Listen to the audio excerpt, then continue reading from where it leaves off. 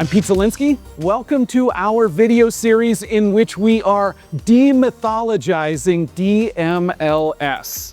Direct Metal Laser Solidification, or laser powder bed fusion, metal 3D printing for production. This process, DMLS, has advanced considerably to the point that the capabilities surpass what many manufacturers associate with this technology. The applications have expanded, and the limitations that we sometimes associate with DMLS are, in many cases, no longer valid if they were ever valid at all.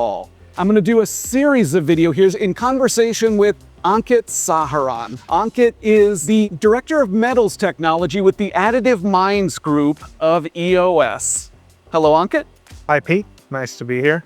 So we're going to jump right in, and let's start with repeatability. The repeatability of DMLS as a production process. One of the most fundamental requirements of a production process, and additive manufacturing competes with established production processes that are used repeatably. How do you think about the repeatability of DMLS? Repeatability essentially means that you're able to produce something in a repeatable manner over and over again.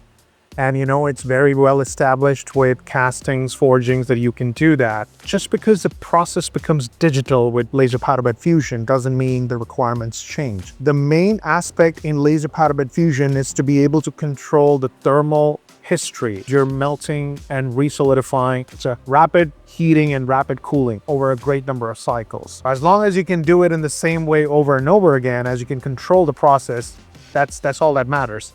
And the good thing is that these key process variables are already baked into the machine. So with an example like how you want to control the laser, how fast you want the scanners to move, is something that you can really define and really verify that it's repeatable on a build-to-build or a machine-to-machine basis. So those are considerations before the build. There are considerations after the build too. Heat treating is a very key process step in the additive manufacturing process chain. When you define a heat treat process, it's very important to maintain controls as to what heat treatment service you're using, how are they qualified like you would do to your AM service provider. Do you have proper controls in place with regards to thermocouples, logs on the heat treatment oven, like what data are you getting from your vendor? I think that's very important to ensure that heat treatment process in the whole process chain is also acting the way it's supposed to.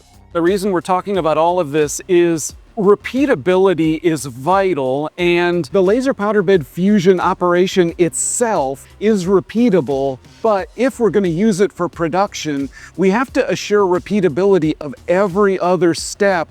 We're very accustomed to this with other manufacturing processes. Talk about shipping and the role that might play. This is one of the most understated facts that the problem shipping can cause. Shipping is one of the post-processing steps that is often overlooked because people assume that I'm gonna just put it in the box or crate it up in a way and it's gonna reach its destination undamaged.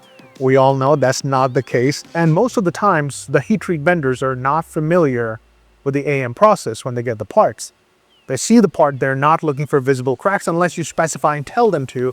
And they, they would just put the part with the crack part in the oven. And what you would get is you would see that crack after the heat treatment. And then you're left wondering, when did that crack happen? Every step needs to be looked carefully. I think the more control you have, like any other production process, the same needs to be applied to additive.